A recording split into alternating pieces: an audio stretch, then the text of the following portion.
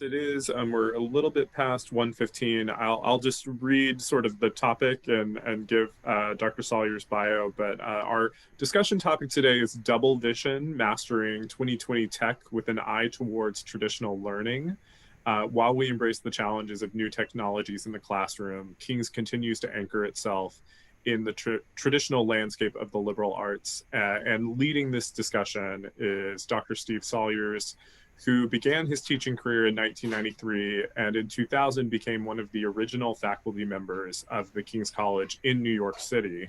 Dr. Salyers, who goes by Doc, is a lover of all things Disney. His interests range from immersive entertainment design, creative entrepreneurship, and 20th century popular culture. He has traveled with King students on international excursions around the world, and that includes to Turkey, China, Peru, Italy, Greece, France, and other locations.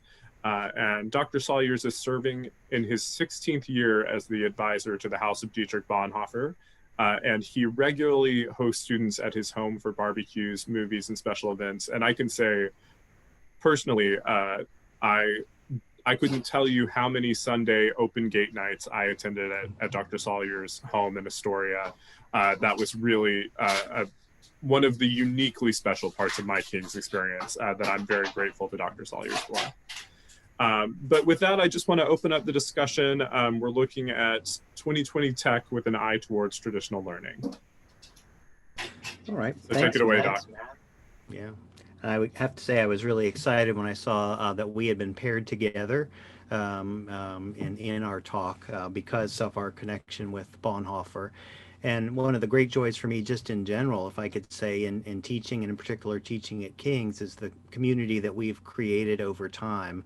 And obviously my time is limited in just one part of the history of King's, but I can say it's been wonderful being a part of that nurturing community. And so it's with the great joy that I'm here and doing this. I hope it feels a little bit more like a discussion, but it was sort of posed as a lecture. And so I'll just say a few things just to sort of tease ourselves with the topic idea, which I tried to make sound a little bit cheeky. The double vision aspect of it has to deal with this odd juxtaposition we find ourselves in as people who love technology. We use it every day and it's so integrated into our daily experience, but we found ourselves thrust into the sometimes compromising place of trying to figure out how to do it well and use it well and not be overwhelmed by it while we're trying to maintain some sort of normalcy in our daily lives. So I want to talk about that in relation to what we're doing at King's to maintain our notion of traditional learning, which we're very committed to as our colleagues and fellow students and alum were back at Briarcliff and even before that. So anyway, a hearty welcome from me. As Matt mentioned, I'm Dr. Steve Salyers, and most of the students and faculty and staff and young alum call me Doc. That's just out of fun. It is not a Disney reference, though I am a lover of Disney, which I'm sure we'll get to in the discussion.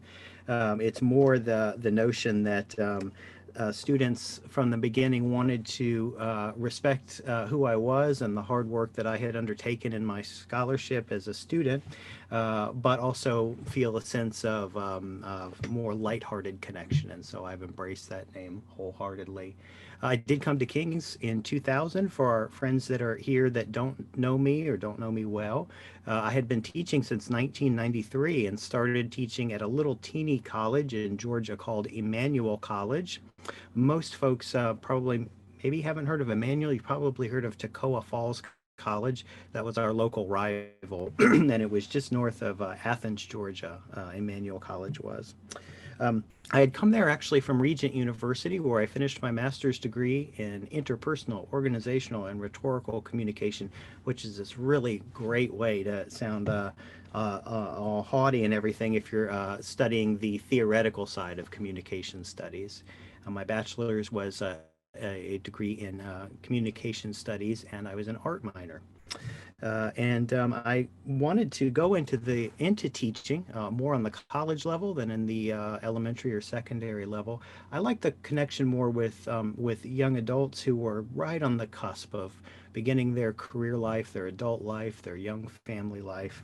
That just really appealed to me. And so when I started teaching in 1993, I really felt like I had found the right thing for me to do.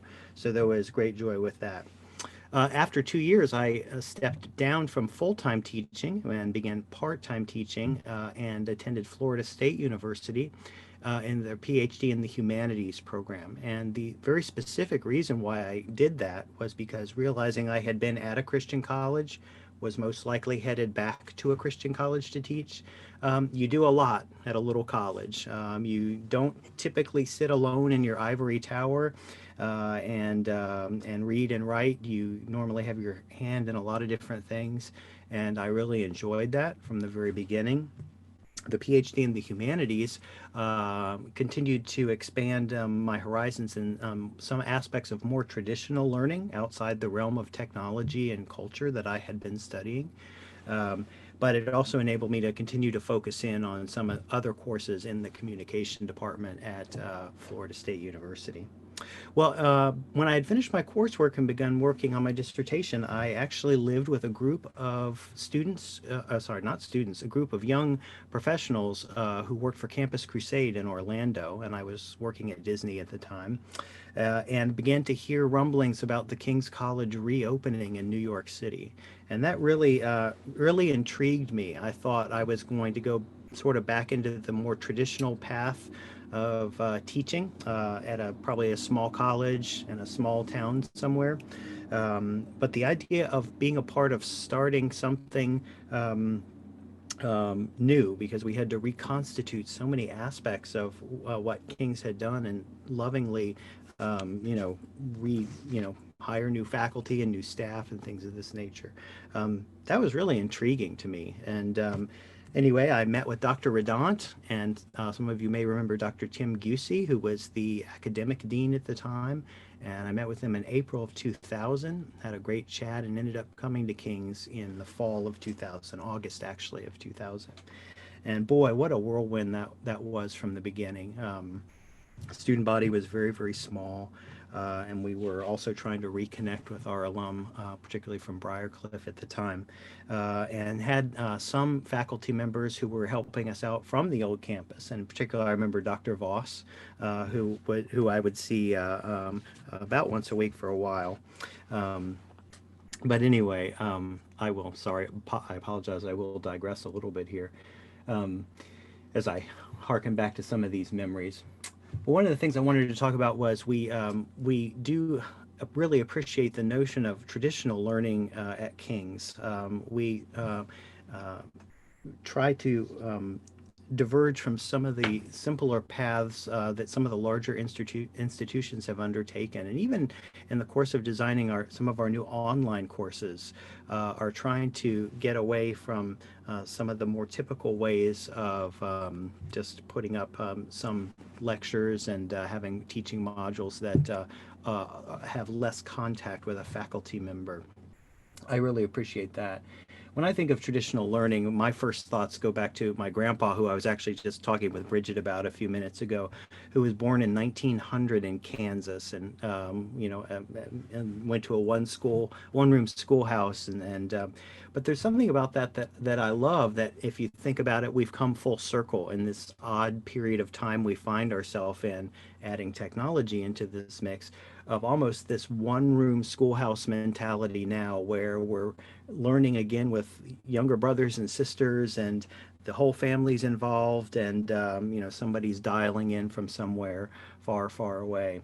It's intriguing to me how much these things come full circle. I was really touched and impressed. I believe it was last week when Dr. Josh Kinlaw led a discussion on the liberal arts, which was really good. I hope you guys had a chance to see that. If not, I recommend it, and I know it's been made available online. It was a wonderful panel, and as was discussed in the panel itself, the liberal arts are very much alive here, and I think within the context of that discussion, we also continue to embrace these aspects of traditional learning. And so, what do I mean by that? Here at King's, whether we're doing something online or having to temporarily do something through Zoom learning, or we're in the classroom together as we are this semester, which I'll talk about in just a few minutes. I know for me, one of the important things for me is that students see as much original content as they can. This can be in the context of reading a primary text. So in our history classes, it would be an original document, of course, or an original book. In our politics classes, looking at the Constitution.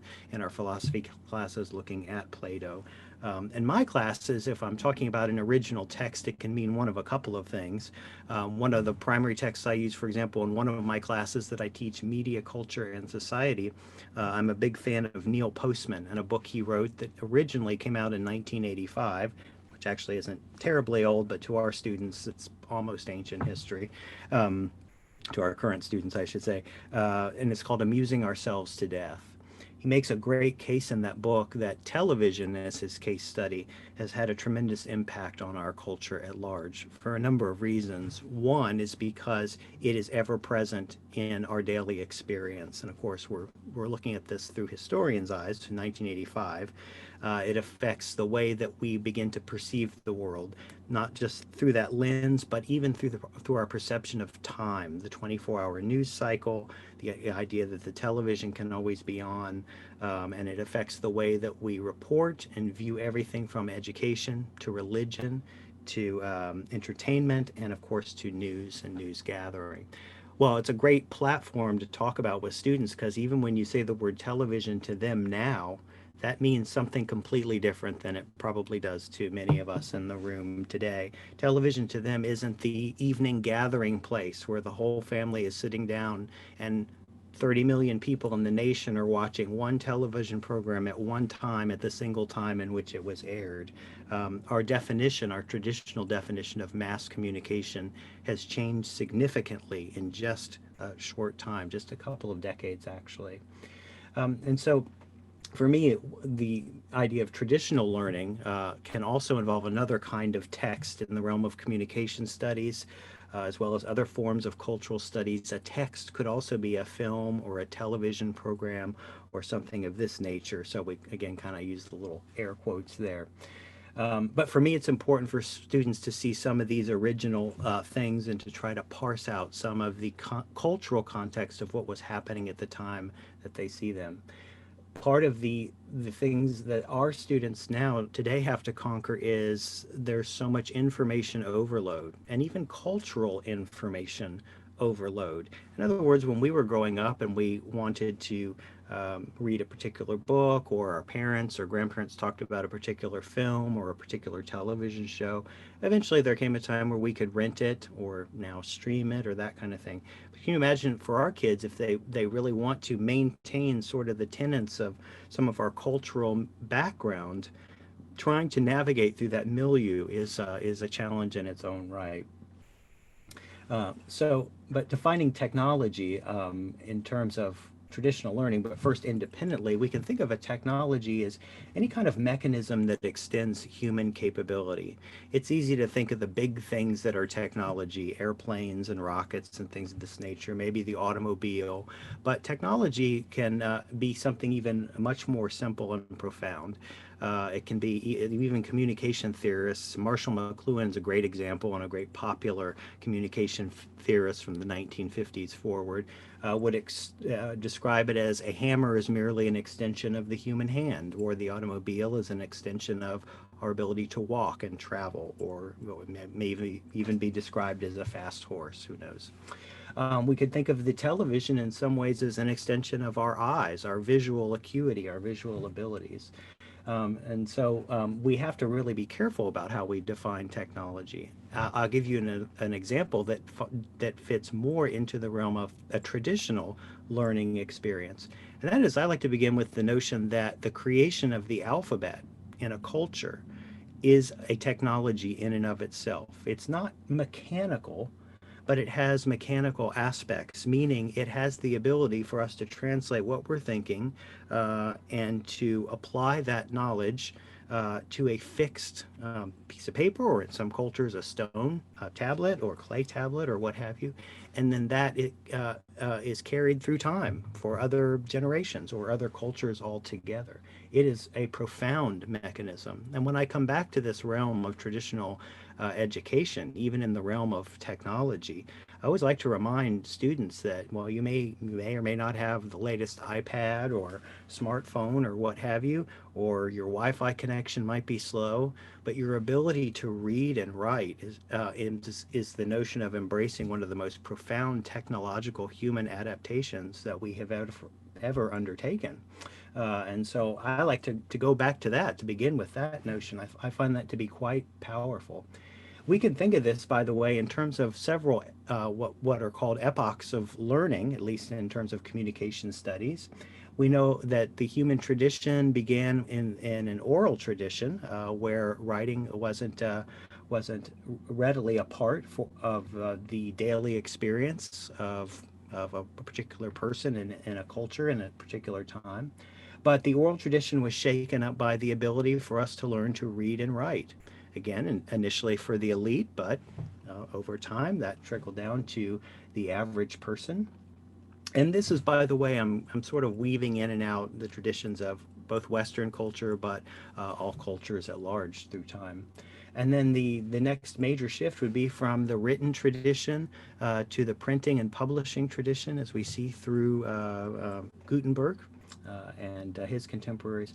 And then finally, in our own time, we would call it the electronic age, or we've really kind of even merged from the electronic age of the mid 20th century, mid to late 20th century, to the digital age. What makes the digital age a little bit more distinctive than the electronic age is that the digital age has the ability to translate itself into more realms because of the possibility of digital technology. But one curious thing about this digital age is that it's become more visual. And by that, what I mean is, for most of us, when we sit down to use a computer, we're using a mouse and pointing a mouse at something, and we're clicking on icons and this and that. For anyone that's familiar with general technological history, we would call this a graphic user interface. This is what revolutionized the computer experience from earlier days of the UNIVAC and punch card systems and things of this nature. Well, I mentioned Neil Postman just a few minutes ago, and I love to talk about Neil Postman, and my students know this well. And one of the things that he warned of in his writing and in his speaking was something he called the Faustian bargain as it related to technology. That there are these great opportunities that are presented to us in this very rare and brief period of time in terms of technology. But every time we adapt a new technology and bring it into our personal realm, our daily life, our home, our office, our community, we've traded for something else. We've had to give something up. With every blessing, there's a potential curse. I don't know if you guys can hear the honking, but there's a car parade outside the office window today that was keep going around the block, I guess. So a Faustian bargain. Every time we are given something, something is taken away. The Lord giveth, the Lord taketh away. And it's a fun thing to sort of think about and parse out with students. So, for example, we've all had experiences on Zoom as we are right now. This is a great blessing for us, a tremendous blessing. It has its limitations, and I think because many of us have been stuck working from home, or maybe getting to work and interact with people briefly and every once in a while, but having to rely on something like a Zoom or a FaceTime or some other platform, we realize the human limitations of this. There is a blessing to it, and we can make it work. But it is not the same as being in a room with somebody and having a conversation, experiencing the nuance of interpersonal relationship in the context of a room. And I love this. Neil Postman talked about this decades ago, and he talked about the importance of what he called co-presence.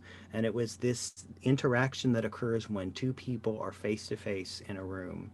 And he related this to any number of things. In the political realm, it was the idea of how do we call a debate on television where a candidate has 2 minutes to talk about how to resolve the problems in the Middle East, which he found was quite laughable, comparing that to the Lincoln Douglas debates over, basically a century and a half ago. Where people engaged in these hours-long events that parse themselves out over a tremendous period of time compared to what we would be used to. And so we always have to remember what we're giving up every time we take on this new technology.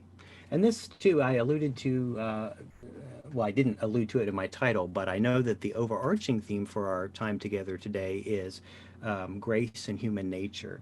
So the human nature aspect of it, I think, is our challenge with one another in the use of technology. And for me, this is the use of technology in the classroom. It enables me to do tremendous things.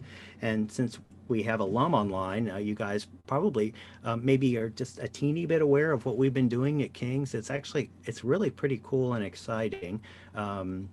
Huge learning curve for everybody. We were thrown into this just like everybody else in every other realm of society over the last almost a year now. But what we've done at King's is we have committed to this really neat dedicated camera and video system that's semi-permanent in the classrooms.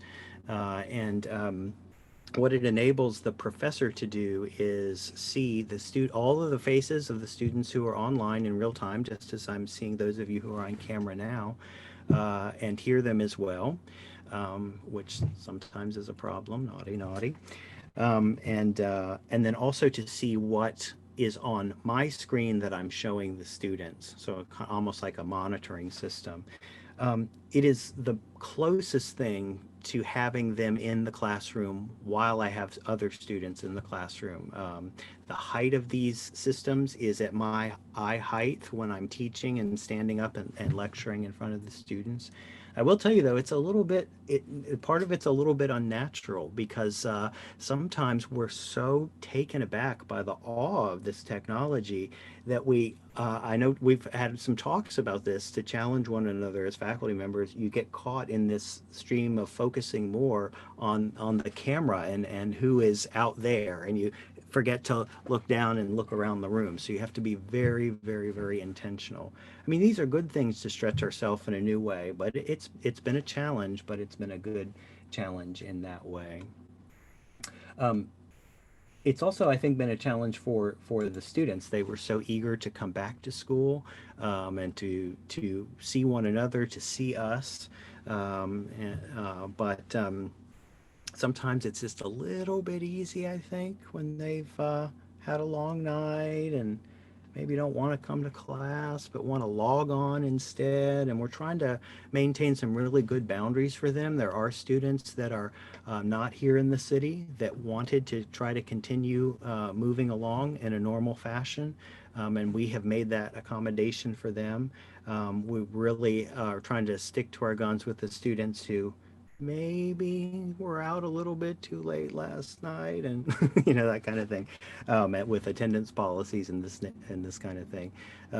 But I mean, this is definitely where the grace and the human nature collide.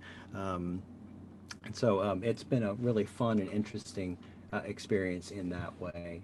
I think for me, one of the greater things that is a concern and a continual challenge, I apologize, by the way, my notes are on a monitor right to our side here.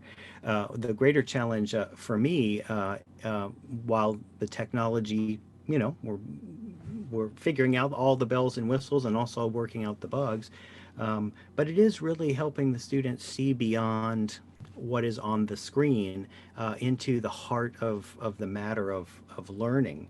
I don't want them to get caught up with all the bells and whistles and things. I often feel like that scene in The Wizard of Oz where Dorothy sees him behind the curtain. Don't pay any attention to that man behind the curtain. We still have a task at hand, and this is the great challenge for us.